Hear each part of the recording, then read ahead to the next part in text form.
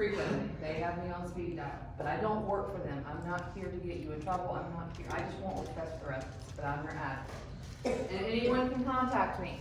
I say that this morning. Anyone, you guys can, if you have questions, I do consultations, but I'm here primarily strictly for the residents. So if I have a question you, don't think you're in trouble. I'm just trying to get some information. Because sometimes residents don't always tell accurate information. So I can investigate. My complaints that I get, what do you think the top 5 complaints that I get are? Throw them out. Food!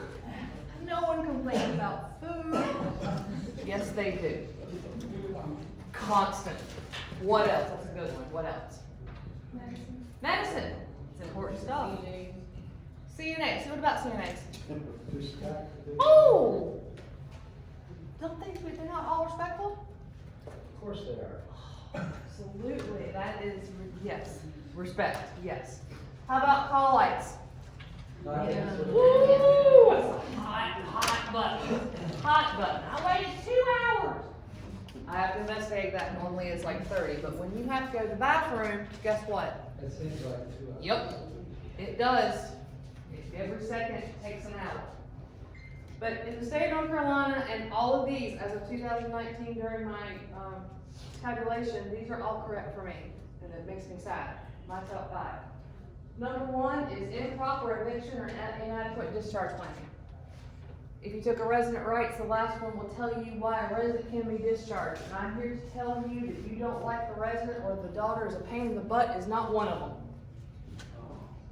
I have gotten more than 40 discharges this year.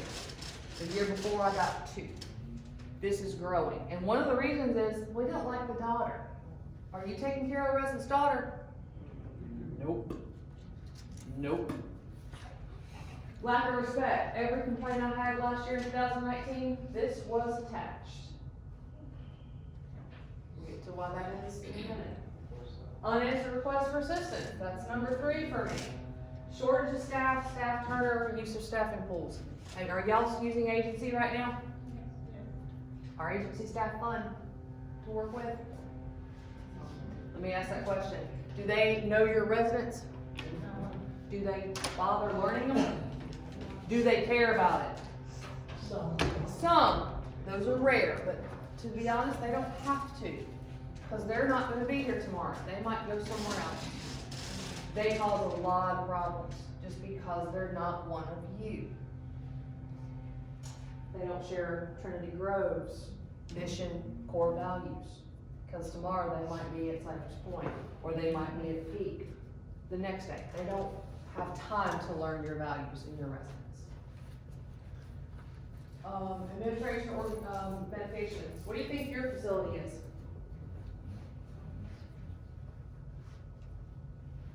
I'm gonna be honest, your facility has I can count on one hand how many clients I've had here in 3 years, which is awesome. That's a good thing. And they're all 5 of them random things. So you don't have a trend, you don't have like, oh, staffing, attitudes, very random stuff. And that's going to happen. People have a right to complain. We'll talk about that. So that's a good thing. We talk that to work. Why are resident rights violated? Number 1 reason, they don't know their rights. Hello. They don't know them. Families don't know them. Staff don't know them. Take one of those, read it, reread it, know them. That is the basic form of it. Well, I printed that out for real. It's a couple, like 15 pages long. Residents have rights. A lot of them. How many of you worked in long-term care longer than 5 years? Have you ever felt a little burnout? Day in, day out, complaint, follow the rules, It's called tunnel vision. And when you get like that, you stop looking at anything but what the task at hand is, gotta get it done, don't care how. All this stuff doesn't matter. All this stuff does matter. It does matter. Their choices, their rights, you have to look at all of them. Short staff, that is a huge one. Agency staff also do not know resident rights, nor do they care. I know for a fact. I've had many conversations with them. They don't care. treating residents as children, not as adults.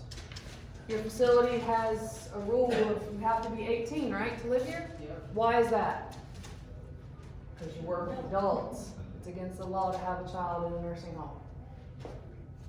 So we should not be treating anyone here like they're children.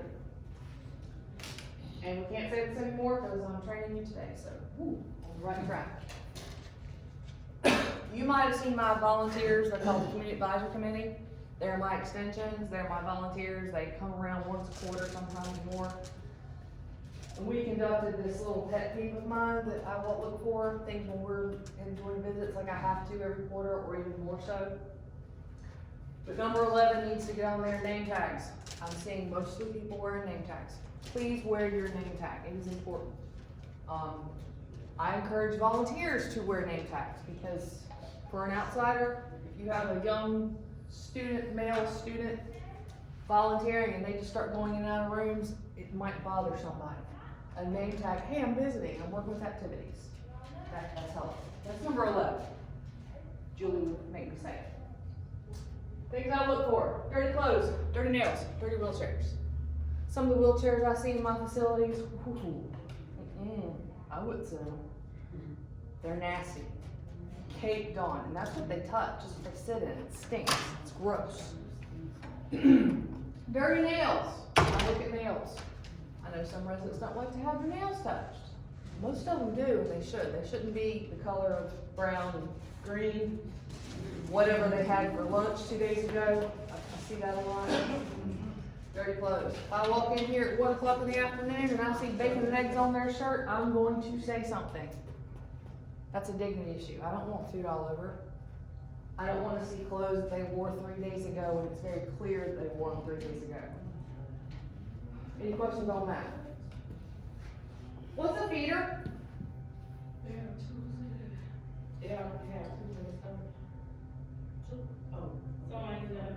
Someone you gotta feed.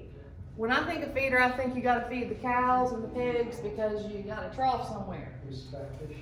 It's a respect dignity issue. I go to facilities and we'll walk in at lunchtime. We got 12 feeders in the room. And I'm looking for, where's the livestock?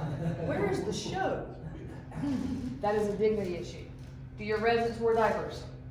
No. Nope. Do your residents wear bibs? No. Clothing protectors. There we go. We gotta change our lingo, because I assure you, a state surveyor heard you say that, you're immediately tagged. It's a dignity issue. Again, we don't deal with children, adults. You don't have feeders, you need individuals who need your help. Which is why they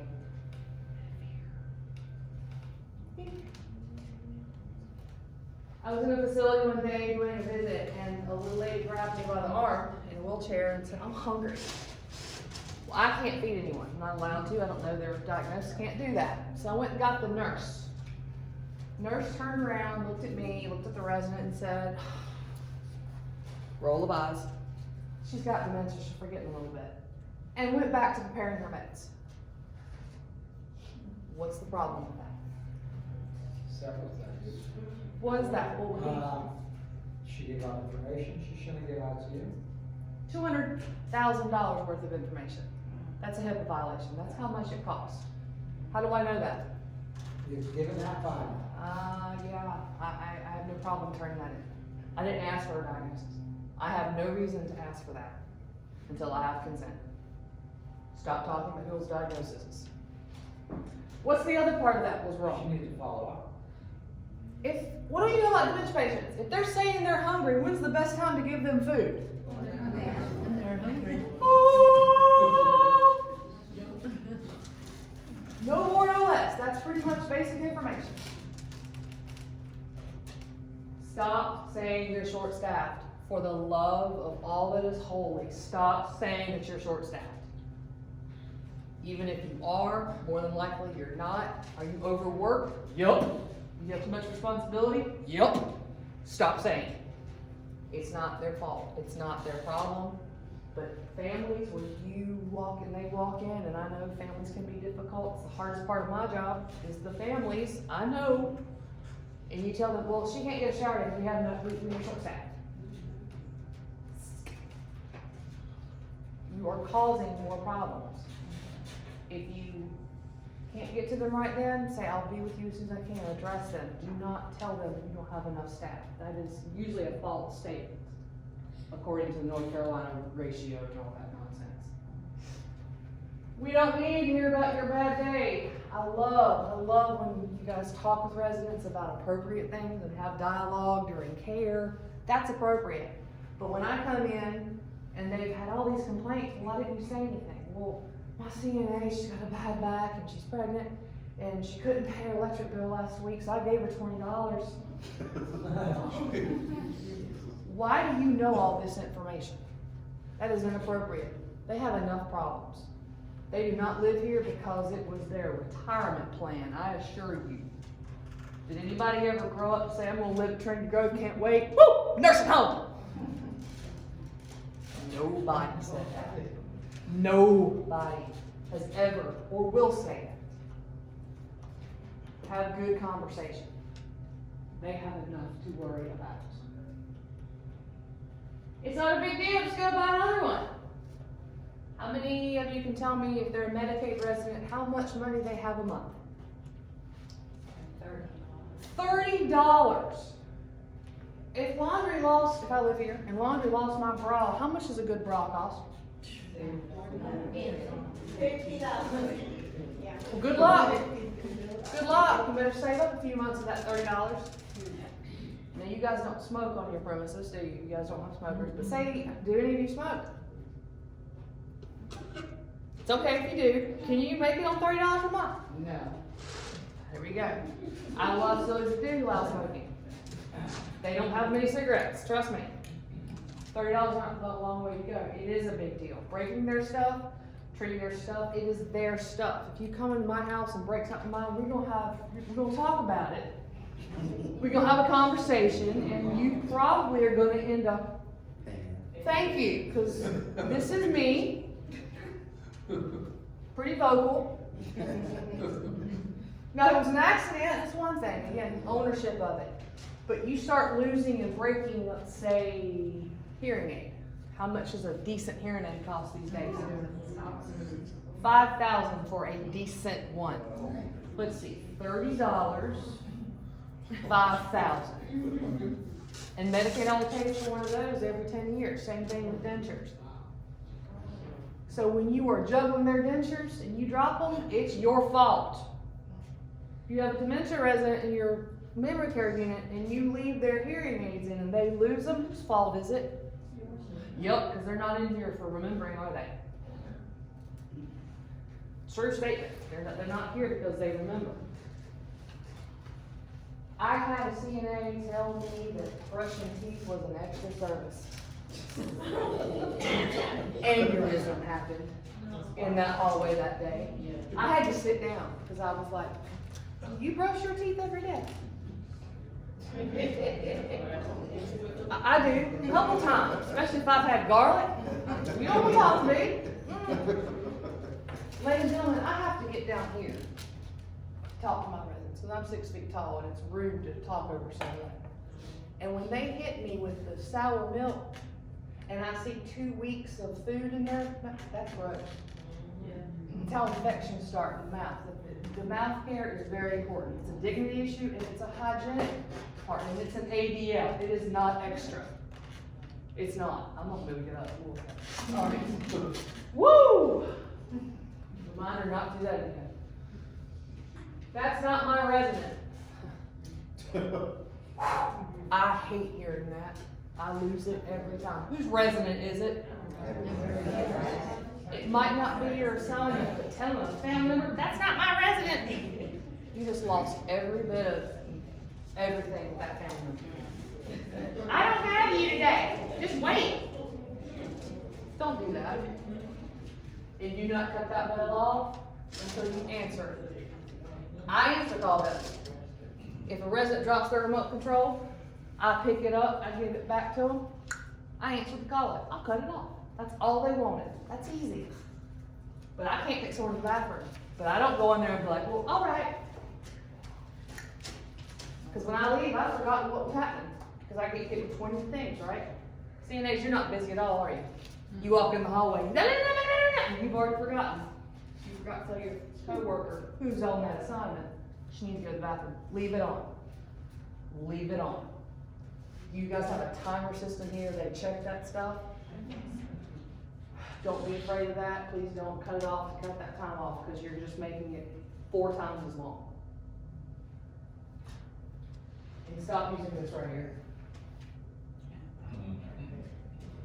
Anybody time this? Cause I have. 5 minutes, an hour, the next shift, and the worst case of it I have is the next day. There is no such thing as, I'll be right back, because when I have to go to the bathroom, if it's not right now, eternity. She left me.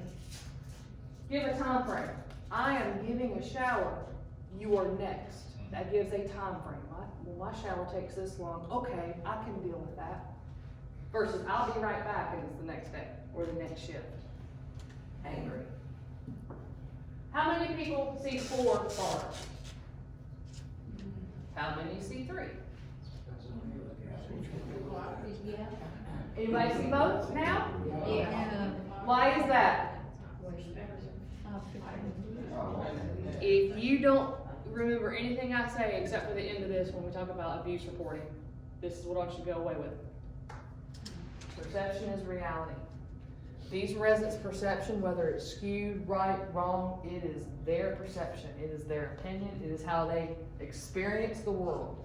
And if I come across to you rude, guess what? I was rude. I'm not changing your mind about that. Do we fight with residents? Nope. Do we argue with them? Nope. Their perception is you were rude, or you were hardworking, or whatever the experience is. And that's why first impressions are so important. Weekend admission goes wrong, your stay is ruined. It's ruined. Ruined. You can be here 2 weeks, everything goes perfectly, but they will always talk about the minute it messed up. What's the average time that people will talk about how good your therapy is when they get their knee done and they go home?